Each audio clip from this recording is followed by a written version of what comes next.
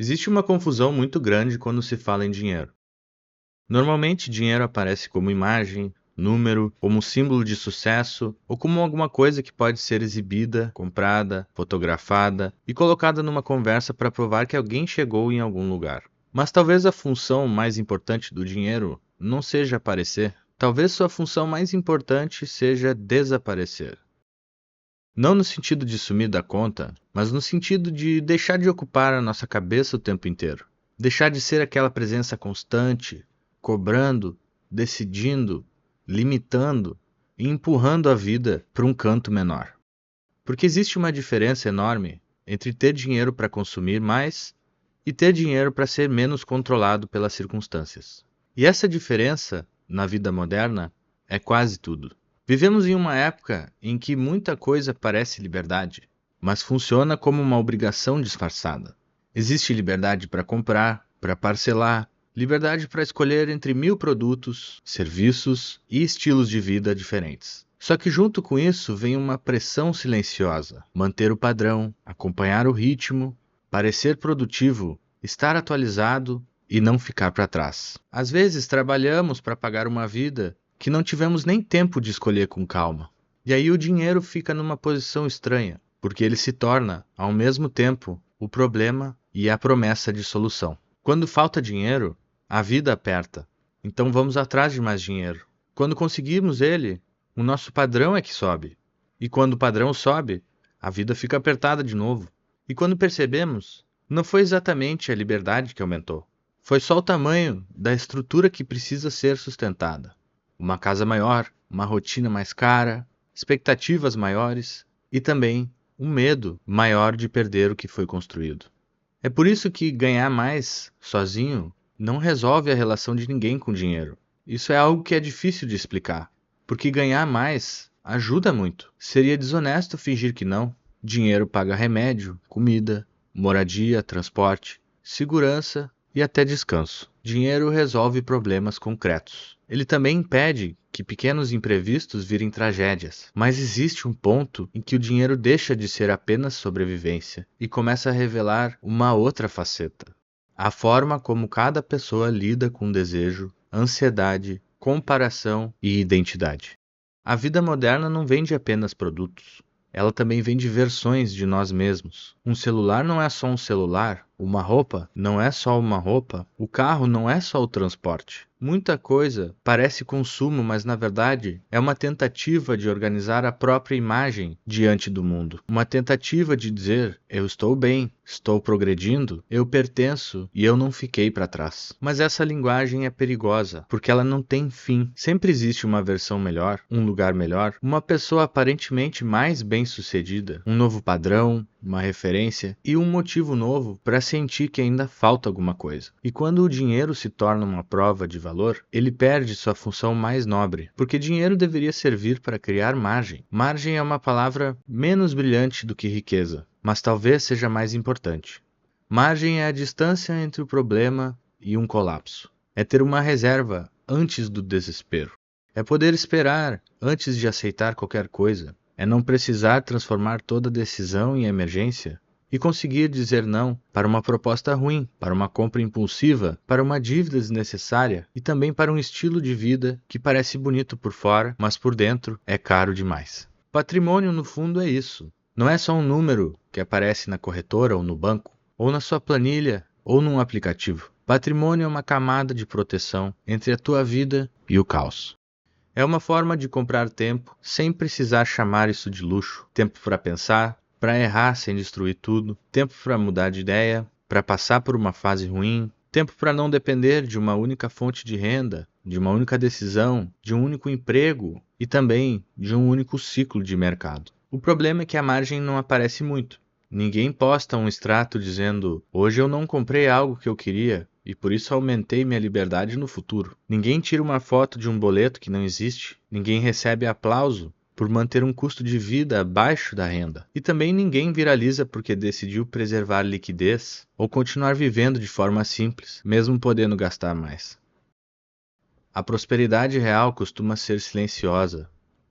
Ela não chama tanta atenção porque muitas vezes Ela se manifesta pela ausência de pânico, ausência de dívida, ausência de pressa e também a ausência daquela sensação de que qualquer imprevisto pode derrubar tudo. Talvez por isso ela pareça menos atraente. A vida moderna recompensa o que aparece e o patrimônio recompensa o que permanece. São jogos diferentes. O consumo te dá retorno imediato. Tu compra, usa, mostra, sente alguma coisa ali na hora. Já a construção de patrimônio não. Ela é mais lenta. Ela exige suportar um tipo de invisibilidade. Exige aceitar que parte do teu progresso não vai ser percebida por ninguém.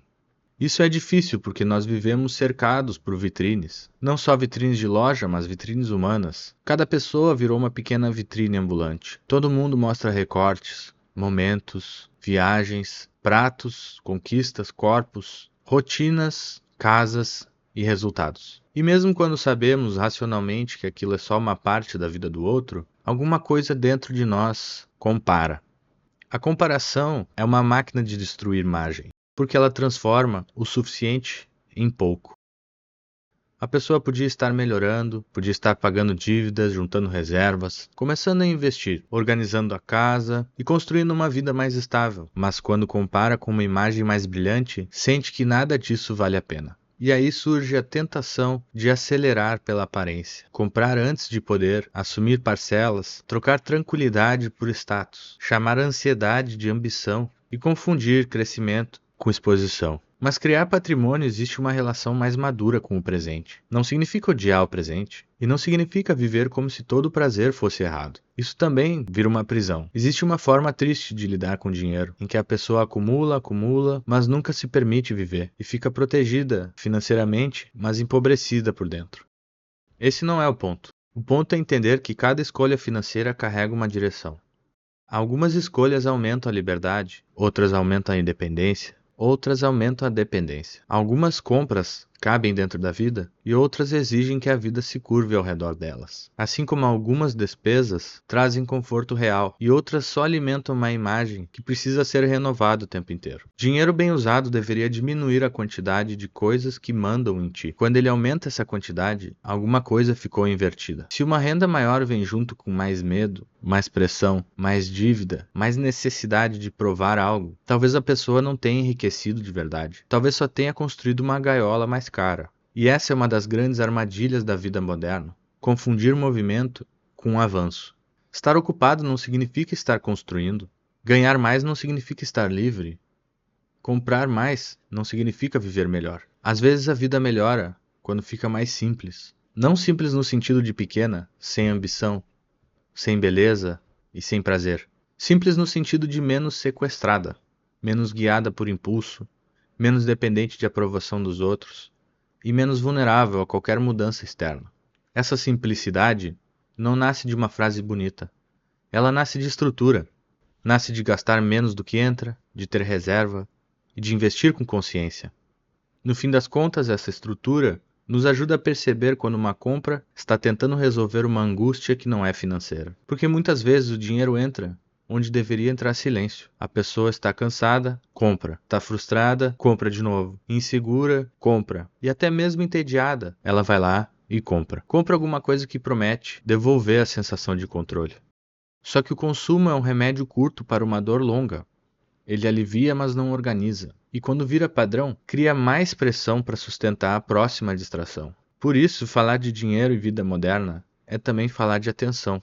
A tua atenção é disputada o tempo inteiro, pela propaganda, pelos aplicativos, pelas notícias, pelas redes sociais e também pelos medos do futuro. Tudo tenta transformar a tua insegurança em comportamento. Compra isso, investe naquilo, trabalha mais, mostra o que tu comprou, corre mais, produz mais. Não perca essa chance e não fique para trás.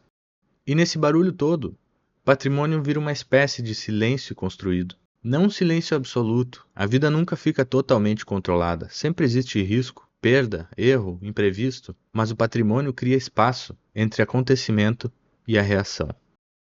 E esse espaço muda tudo. Quem não tem margem precisa reagir rápido. Quem tem alguma margem pode esperar.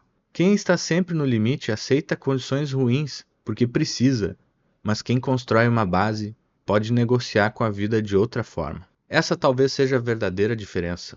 Não é sobre se sentir superior, não é sobre desprezar quem consome e também não é transformar dinheiro em religião. É o contrário, é tirar o dinheiro do altar e colocar no lugar certo. Dinheiro é uma ferramenta poderosa, emocional, perigosa e necessária, mas não deixa de ser uma ferramenta. Ele não responde quem você é, ele não resolve sozinho a sua relação com o mundo, ele não elimina o seu sofrimento, ele não compra sentido pronto, mas ele pode criar condições melhores para que tu não precise viver permanentemente esmagado pela urgência. E nesse sentido, criar patrimônio não é só uma decisão financeira, é também uma decisão existencial. É decidir que nem todo dinheiro que passa pela tua mão precisa virar uma recompensa imediata. É decidir que parte do teu esforço vai proteger uma versão futura de ti. E também é aceitar que liberdade não nasce apenas de grandes viradas, mas de pequenas recusas repetidas ao longo do tempo. Recusar o impulso, recusar a comparação, recusar o padrão que não te cabe e também recusar a ideia